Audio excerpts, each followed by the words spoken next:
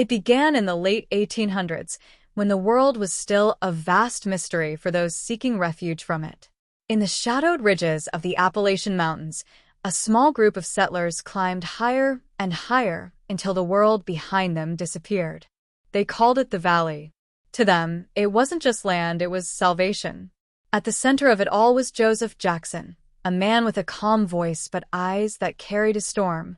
He spoke of purity, of divine truth, and of a world beyond those mountains that had lost its soul. People listened and obeyed. When they built their homes from rough timber and stone, they also built invisible walls around their lives. No outsiders, no visitors, and soon no way out. The rules were simple, yet absolute. Marry only within the faith. Speak only the words of the chosen. And never, under any circumstances, leave the valley.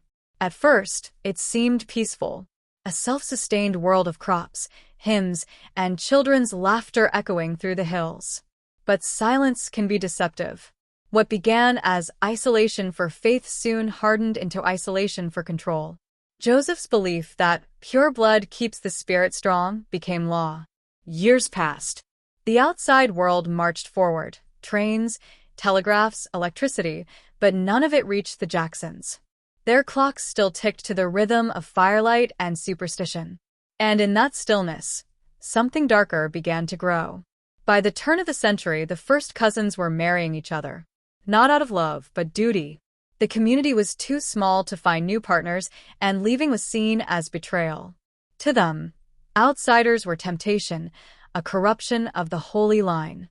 But blood does not forget, and nature does not forgive. Children began to fall ill more often. Some were born with trembling hands or twisted bones. Others struggled to speak, their words dissolving into sounds only their families could understand. At first, the elders called these differences signs of divine favor. But behind closed doors, whispers grew. Maybe the blood wasn't pure. Maybe it was cursed. Still, the elders silenced any doubts. The world outside is dying, Joseph would preach. We alone remain clean. And so, the valley sank deeper into silence. Winter after winter, generation after generation, the same faces reappeared, the same eyes, the same jawlines, the same mistakes repeating in human form. If you were to stand there then, listening to the wind sweep through the hollows, you might not hear anything at all. No cars, no voices, no laughter. Just the faint sound of hammers and hymns echoing across the mountain walls. The Jacksons believed they were building heaven, but in truth, they were sealing their own fate.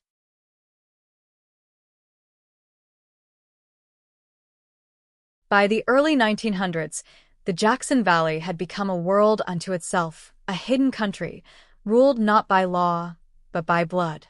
The outside world had long forgotten them, and that was exactly how Joseph Jackson's descendants wanted it. His words had become scripture, his beliefs doctrine. The people no longer spoke of faith as choice, it was inheritance, passed down like an heirloom or a curse. Within the valley, the rules were written in whispers. Marry your kin, keep the blood clean, trust only your own. To outsiders, these might sound like the ramblings of zealots, but for the Jacksons, they were survival itself. The elders preached that outsiders carried sickness, not of the body, but of the soul. To mix our blood, they warned, is to invite ruin. And so, the lines blurred. Cousins married cousins. Uncles took nieces as wives. Children grew up calling their parents both mother and cousin, their family trees looping in on themselves like tangled roots beneath the soil. It wasn't madness overnight. It was slow, quiet, and logical to those who lived it. They believed they were protecting something sacred. But every marriage tightened the genetic noose. By the 1910s, the consequences began to show. Babies born small and frail. Eyes too far apart. Fingers fused together like wax melted in the sun. Yet the elders refused to see it as a warning. Instead, they gave it meaning. These are the chosen marks, they said. Proof that God's blood runs strong in us. Religion in the valley became less about salvation and more about obedience. The Council of Elders, 5 aging men with the same family name, decided who would marry whom. A girl turning 13 wasn't celebrating a birthday, she was being assigned. There was no romance, no choice, just duty. Some wept quietly on their wedding nights. Others accepted it as destiny. Outsiders might wonder, why didn't anyone leave? The truth is, by then, most didn't even know there was anywhere to go. Children were taught that the world beyond the ridge was poisonous, that the air itself could burn their lungs. Tales of corrupted people were told like bedtime stories. The outside was hell. The valley was paradise. And yet, even paradise can rot when it's left alone too long. By the time the second generation took over, the bloodlines were so tightly woven that new life became harder to bring forth. Stillbirths increased. Infant graves dotted the hillsides, small wooden crosses half swallowed by moss. But rather than stop, the elders doubled down. The weak are purged so the pure may live, they said. And in their blind devotion, they transformed belief into cruelty. The Jacksons thought they were preserving purity, but what they were really doing was erasing humanity. The first true signs appeared like quiet ripples, barely noticed or simply denied. At first, it was little things. A child born with 6 fingers, another with crossed eyes, a boy who struggled to form words beyond a stutter. To the outside world, these would be red flags, genetic whispers of something going wrong. But inside the valley, they were brushed away as quirks of birth, or even divine gifts. When one boy was born with webbed hands, the elders called it the mark of the flood, a symbol of Noah's chosen lineage. When a girl's jaw failed to form properly, they said, God molded her different for a reason. Faith had become their camouflage, covering what science would have screamed. By the 1920s, the community had grown to nearly 100 people. But there was no diversity, no fresh blood, no new beginnings. Every child carried a heavier copy of the same genes, the same mistakes, echoing down the generations like a curse that no prayer could break. Doctors might have called it recessive inheritance. The Jacksons called it God's will. And when belief replaces biology, suffering finds shelter. The deformities deepened with each generation. Some children were born with cleft palates, so severe they couldn't feed. Others had fragile hearts that stopped before they turned 5. Mothers buried their babies in unmarked ground while fathers carved verses into wood, believing they were returning, pure souls, to heaven. But behind their solemn hymns, the fear was spreading. A few whispered that the family was being punished, that the old rules, the law of blood, were no longer holy but cursed. Those whispers were silenced quickly. To question the blood was to question God, and questioning God meant banishment, or worse. And so the cycle continued. Fathers arranged their daughters' futures before they were women. Cousins became couples. The family tree, once branching proudly, now coiled inward like a dying vine. By the time the third generation arrived, deformities weren't the exception. They were the norm. Children grew up surrounded by others just like them, so they thought it was normal to limp, to squint, to speak in broken sounds. They didn't know what healthy even looked like. Winter after winter, the mountains grew harsher. The valley froze under snow, cutting them off completely. But maybe, in some twisted way, that's what kept them hidden so long. Because no one ever came looking. Outside, the world was roaring into modernity. Radios, airplanes, electricity lighting up cities. Inside the valley, time stood still. The same sermons. The same faces. The same quiet suffering. They didn't yet know it, but the seeds of their undoing had already been planted, deep within their blood. And with each birth, that invisible storm grew stronger. By the time the 1940s arrived, the valley had become something of a genetic echo chamber. Every new life carried a piece of the old, the same traits, the same faults, compounding quietly beneath the skin. But no one was prepared for what came next. The first of them was a baby boy. His mother screamed not from pain, but from shock. The child's skin had a faint bluish tint, not bruised, not lifeless, just blue. At first, they thought he couldn't breathe. But his tiny chest rose and fell, his heart beating strong. He was alive, but unlike anything they'd seen before. The elders gathered around, murmuring prayers. "A sign," said Ezekiel Jackson, the new patriarch. "The blood has become divine." They named him Eli, after the prophet. Within a few years, more followed. Dozens of children, all with the same strange blue hue, some pale as sky, others dark as twilight. The valley began to call it the Jackson Mark. In truth, it was science, a rare genetic condition called methemoglobinemia, where the blood can't carry oxygen properly. But science was a language they didn't speak. To them, this wasn't sickness, it was sanctity. "Blue blood," the elders said, "proof that heaven flows within us." But the blessing quickly turned to burden. These children were often frail, gasping for breath during the cold winters, their lips darkening like ink. Many didn't survive their first decade. And those who did carried faces that seemed sculpted by suffering. Underdeveloped jaws, eyes set wide apart, ears twisted like soft clay, features that would have drawn pity anywhere else, but here, they drew reverence. People began to believe that the more marked a child appeared, the closer they were to God. Parents prayed their newborns would be blue. Mothers wept when their babies were not. And so, the cycle of tragedy deepened, faith feeding ignorance, ignorance feeding decay. Outside the valley, the world was changing faster than ever. The war came and went. Men walked on the moon. But none of it touched the Jacksons. No radio. No doctors. No questions. Only their color, the blue that became both identity and curse. The deformities now weren't whispered about. They were celebrated. The elders even claimed the weak should not be pitted, but honored. "The outside world fears what it does not understand," they said. "We, the chosen, must bear what others cannot." But behind those holy words lay horror. In one small cabin near the river, children who could no longer walk or speak were kept apart, the special ones, as they called them. Some were fed by hand, some barely moved, and some, quietly, were never seen again. The Jacksons had begun as believers. Now they were prisoners, worshipping the very thing that was destroying them. The year was 1983, a winter unlike any the valley had seen before. For nearly 100 years, no one had entered and no one had left. The Jacksons had become ghosts in their own land, sealed away by fear and faith.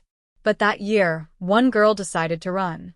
Her name was Mary Jackson, 16 years old, small, with dark hair that she kept hidden under a wool scarf. Among the others, she was considered lucky.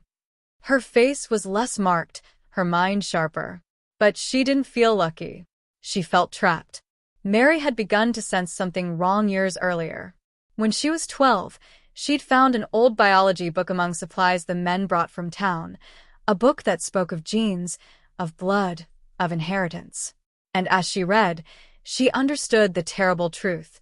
Their pure blood wasn't holy. It was poisoned. But in the valley, truth was dangerous. When she asked questions, she was beaten. When she cried to her mother whispered, "God will forgive you if you forget." But Mary didn't forget. She planned. That winter, a violent storm swept through the mountains. The fences that enclosed the valley, meant to keep the world out, buckled under the weight of fallen trees. And in that chaos, Mary saw her chance. She ran barefoot through the snow, her breath burning in her chest, her thin dress snapping in the wind. Behind her, shouts echoed through the night. Men with lanterns, dogs barking, her name tearing through the storm. But she didn't stop. She couldn't. Hours later, half frozen and delirious, she stumbled onto a dirt road, a place she'd only heard of in the elders' warnings. When headlights cut through the fog and a truck screeched to a halt, she collapsed in front of it. The driver thought he'd seen a ghost, a pale, trembling girl, barefoot, with eyes that had never seen electric light. When the police finally questioned her, her words came in fragments: fear, confusion, disbelief. "Everyone's family," she said. "No one can leave. The elders choose who marries who. There are babies, so many babies that don't make it." At first, They didn't believe her. It sounded impossible. A lost world, untouched by a century of progress, hidden in plain sight in modern America. But the bruises, the scars, the blue tinge on her fingertips, they were real. Mary's escape would become the key that unlocked a century of silence. Within weeks, an investigation began. And what the authorities found when they reached that forgotten valley was far worse than anyone could imagine. The world would soon learn that the Jacksons' devotion hadn't preserved purity, it had created a tragedy. One so deep that even time itself couldn't hide it forever. When authorities entered the valley in February 1983, they expected to find a small religious commune, maybe a few stubborn families living off the grid. What they found instead silenced even the most seasoned officers. The rescue team advanced slowly through the thick mountain fog, the sound of crunching snow echoing beneath their boots. Ahead lay wooden cabins, weathered and warped by decades of neglect. No power lines. No vehicles. Not even smoke from chimneys, just stillness. Then movement. Faces appearing through half-broken shutters. Eyes, hundreds of them, watching silently. The people who stepped forward didn't look like the outside world.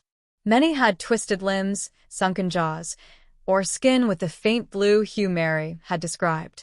Some could barely walk. Others moved with strange, jerking motions. Yet what struck the rescuers most wasn't the deformities, it was the fear. These people weren't wild or violent. They were terrified. When one of the officers offered bread to a child, the boy hesitated, as if unsure how to accept it. When a medic turned on his flashlight, a woman screamed. She had never seen artificial light. Within hours, investigators realized the scale of what they'd uncovered. Nearly 240 people living in complete isolation, cut off for generations. No documents, no education, no medicine, no connection to the outside world.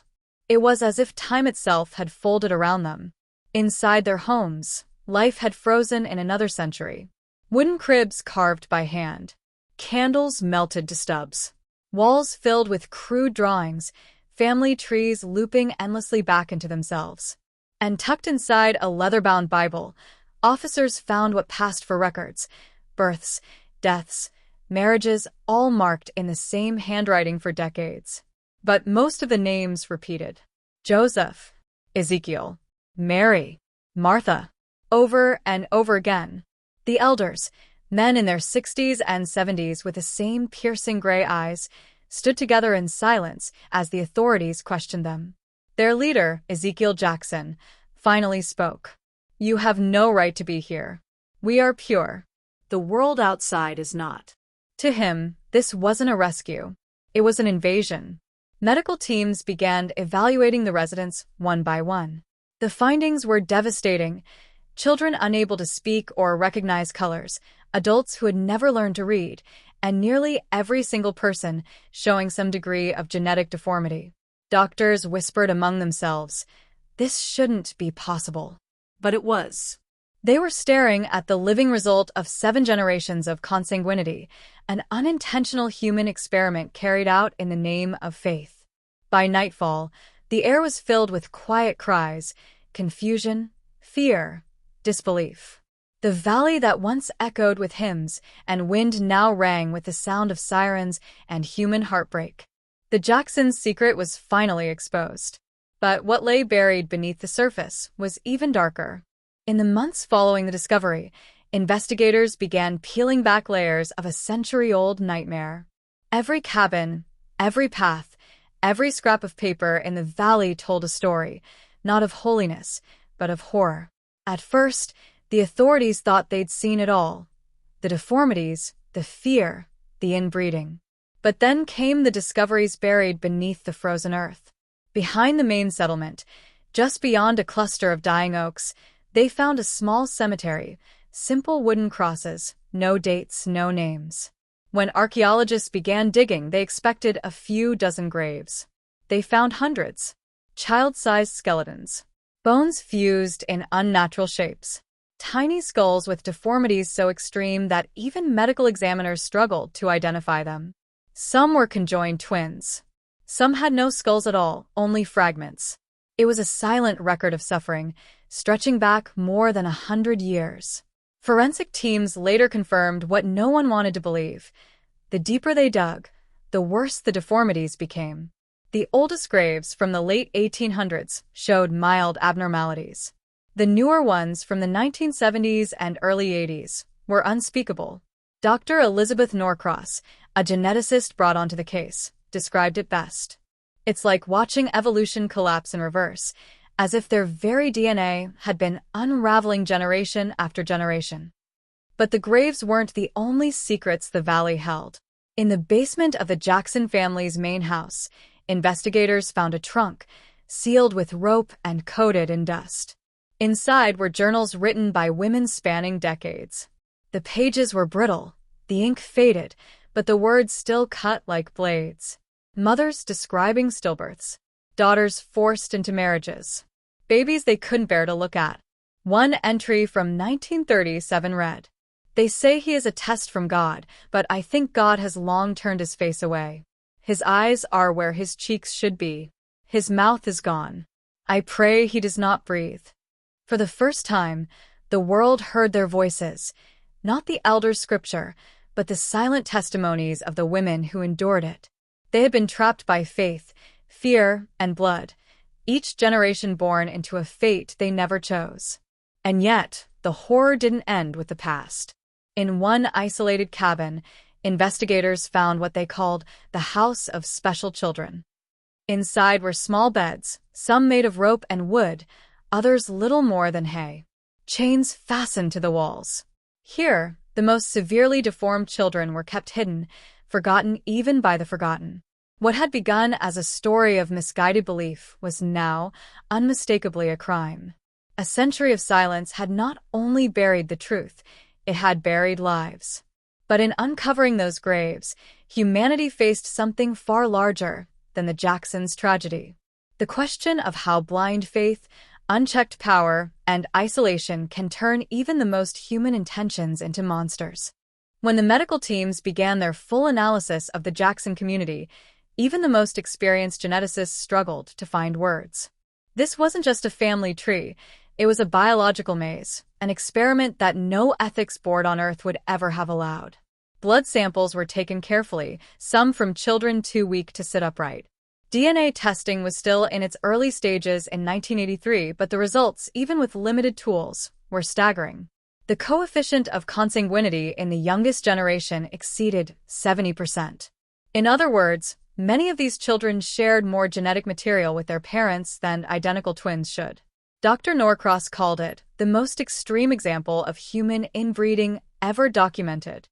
The valley had become a living textbook, not of faith, but of degeneration. The scientists found more than 40 rare genetic disorders, some so uncommon they existed only in medical literature. Others were entirely new, unique mutations created by the endless recycling of the same genes. Among them, Inbred syndrome, fusing skull bones and fingers into twisted shapes. Meckel syndrome, where brain tissue pushed through the skull. And, of course, the blue skin condition methemoglobinemia, first seen generations earlier, now common in nearly half the population. It was as if evolution itself had been trapped inside a box, forced to mutate, without escape. But the deeper horror came from what scientists discovered next. In Joseph Jackson's old belongings, his comb, his Bible, even a lock of hair preserved in wax, they found the original genetic markers. He had carried several of the mutations himself. The founder's blood was already tainted, as he might have called it. The isolation he enforced hadn't protected his people, it had amplified his flaws. In a cruel twist of irony, Joseph's quest for purity had ensured their decay. As geneticists mapped the Jackson lineage, they began to notice something extraordinary. The mutations had interacted with one another in ways never before seen.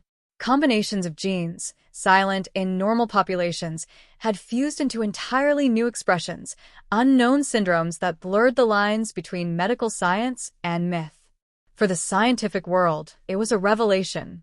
For the Jacksons, it was heartbreak. Some researchers compared the community to an accidental human experiment, a window into what happens when diversity collapses. But to the survivors sitting quietly in hospital beds, covered in blankets and fluorescent light. They were no experiment. They were children, parents, people who had simply believed what they were told. As one doctor put it, it's one thing to study DNA in a lab. It's another to look into the eyes of a child whose entire life is written in tragedy because no one dared to question faith. Science had finally explained what happened, but it couldn't explain why no one stopped it sooner. When the Jackson Valley was finally emptied, silence once again filled its mountains, but this time, it was a silence of endings. 237 survivors were taken out under the cold light of dawn, their faces covered with blankets, as if shielding them from the very world they'd been denied. For the outside world, it was a sensation, a story that dominated headlines for weeks. But for the doctors, social workers, and rescuers who stood there that day, it was something else entirely. It was grief. In makeshift hospital wards, the survivors were laid out row by row, men, women, children, all carrying the same name, the same blood, the same story etched into their DNA. Nearly every one of them showed signs of genetic damage. Some couldn't walk. Others couldn't speak. Many had never even seen their own reflection in a mirror before. Dr. James Harlow, the lead physician, recalled later, "In 35 years of practice, I had never witnessed so many rare syndromes concentrated in one group. It was like an entire library of medical anomalies, but they were people, not cases." The state had no laws to handle such a situation. Who were these people legally? They had no birth certificates, no records, no proof of existence. Children had to be given new names, their ages estimated by bone density scans. Adults were assigned identification numbers just to begin treatment. The question of justice loomed over everything. 12 elders, including Ezekiel Jackson, were investigated for child abuse, coercion, and unlawful confinement. But most were themselves victims, cognitively impaired, warped by the very system they upheld. How do you punish those who were shaped by the same suffering they perpetuated? Ultimately, only 3 were deemed mentally competent to stand trial. The rest were placed under psychiatric supervision. For the government, the priority shifted from prosecution to preservation, not of the valley but of its survivors. The rehabilitation process was long and painful. Many adults could not adapt. The sight of city lights made them panic. The sound of traffic made them cover their ears. Several spent their remaining years in care facilities, their minds trapped somewhere between the mountains they'd left and the world that terrified them. But among the children there was hope. Those born with fewer deformities, those whose minds remained intact, adapted with astonishing resilience. Mary Jackson, the girl who had escaped, became a symbol of that hope. After years of therapy, she went back to school, learned to read, and eventually began speaking publicly about her experience. Her message was simple: ignorance breeds cruelty. Knowledge saves lives. In 1985, the state established the Jackson Foundation, dedicated to studying rare genetic conditions and supporting victims of isolated communities. What began as one family's tragedy had become a lesson for humanity itself. The world had finally looked into the abyss and realized that what stared back wasn't just deformity. It was the cost of silence. Time moved on. The valley grew quiet again, not with hymns this time, but with the soft rustle of wind through grass reclaiming what humans had lost.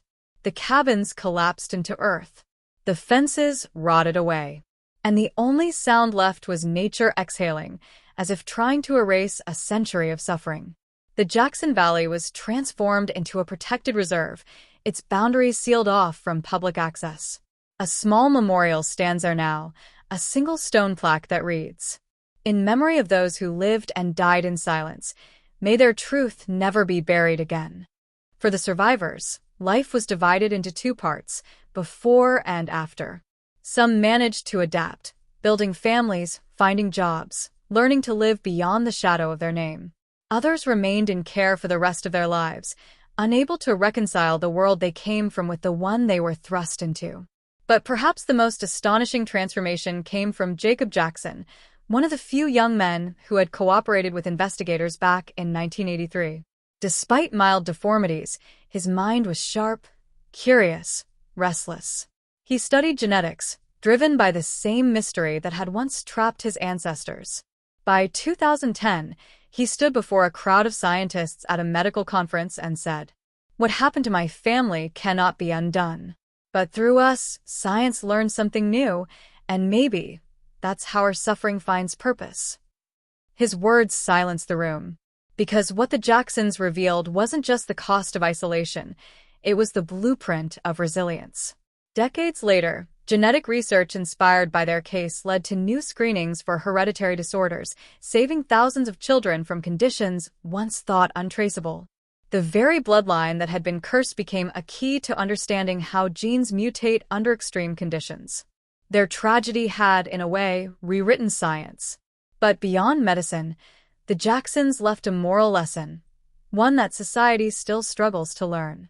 Faith, when stripped of reason, becomes a cage. Isolation, when justified as purity, becomes poison. And silence, when allowed to fester, becomes complicity. Even now, echoes of their story appear in new headlines: hidden sects, isolated cults, forgotten communities. Each time, the same question arises: how could this happen again? The truth is, it doesn't happen suddenly. It happens quietly, in the name of belief, in the comfort of obedience. The Jacksons remind us that the human spirit can survive almost anything, even generations of darkness, but only when someone dares to break the silence. So if you've watched this far, remember their story, because forgetting it would be the final tragedy.